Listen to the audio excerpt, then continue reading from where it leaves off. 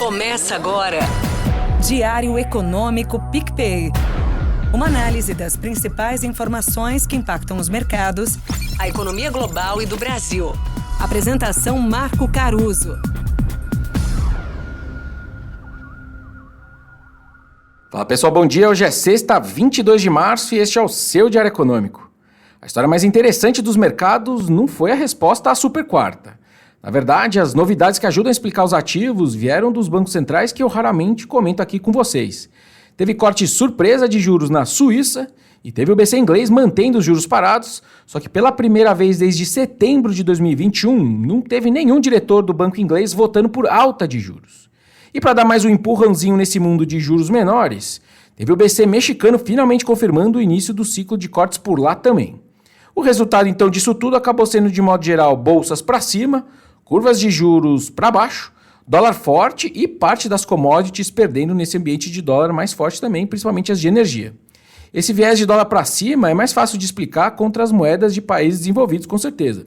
O diferencial de juros, obviamente, ficou pró-Estados Unidos, dada essa postura do BC suíço e inglês. São moedas que se qualificam como reserva de valor, a exemplo do dólar, né? Mas eu estou falando do franco suíço e também da libra esterlina, e são países que se qualificam como porto seguro, só que agora tendem a pagar menos juros. O mais difícil é entender, para mim, pelo menos, o porquê das moedas emergentes não terem surfado positivamente esse ambiente de menos juros e, por conta disso, pró-risco. A grande maioria também perdeu para o dólar, exemplo do nosso real. Eu tenho duas hipóteses aqui para essa engenharia reversa. Primeiro, teve um quê de elemento surpresa, essa decisão dos bancos centrais, que acaba bagunçando a posição e a cabeça dos grandes fundos globais e, consequentemente, a correlação dos ativos no intradiário acaba ficando bagunçada também. Você está errando numa ponta, porque você for surpreendido, então você mexe nas outras moedas ou nos outros ativos. Outra possibilidade que talvez seja mais interessante é que a Bolsa Americana segue como um grande atrator de capital. O S&P 500 está batendo a 20ª máxima histórica nesse ano e liderada agora pelos setores industriais e bancários no dia de ontem, né? Não dá então nem para ficar falando que é só as mega caps de tecnologia que estão puxando, porque Apple e Alphabet, por exemplo, na verdade têm freado esse ímpeto do mercado comprador de Bolsa Americana e, como eu disse, atrator de moeda. Força para o dólar. Bom, mas isso é o mundo, porque o Brasil foi mais ou menos exceção disso tudo. A leitura do mercado para o Copom foi igual à nossa, que eu comentei ontem, o que acabou pressionando os juros para cima, principalmente a partir ali do final desse ano para frente, o que ajudou a segurar a desvalorização do real versus as outras moedas e também ajudou a explicar a queda do Ibovespa nessa contramão do resto do mundo. Mas aqui tem dois elementos extras importantes, o político e o fiscal, para variar. Hoje, por exemplo, sai o primeiro relatório bimestral de avaliação de receitas e despesas do governo, estou falando das contas públicas. Não é o cenário base, mas hoje poderia ser, por exemplo, uma das datas em que um governo revê a meta fiscal. O governo tem dado sinais de que não é a hora ainda de fazer isso, até porque a arrecadação está boa nesse começo de ano.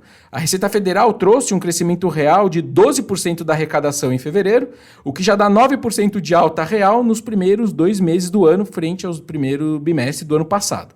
Mas, enfim, é sempre um elemento de certeza, já que tem a reunião e eles vão ter que falar sobre receitas e despesas. Outro ponto que eu tenho trazido para vocês é a piora na popularidade do governo. E ontem saiu mais uma do Datafolha mostrando que a aprovação empatou tecnicamente com a rejeição agora.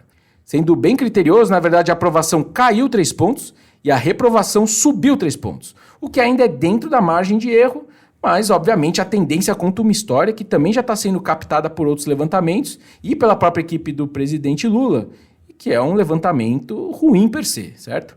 Como eu discuti outro dia, o diagnóstico não deveria ser a economia ainda. Provavelmente é muito mais por conta das polêmicas e as alianças internacionais.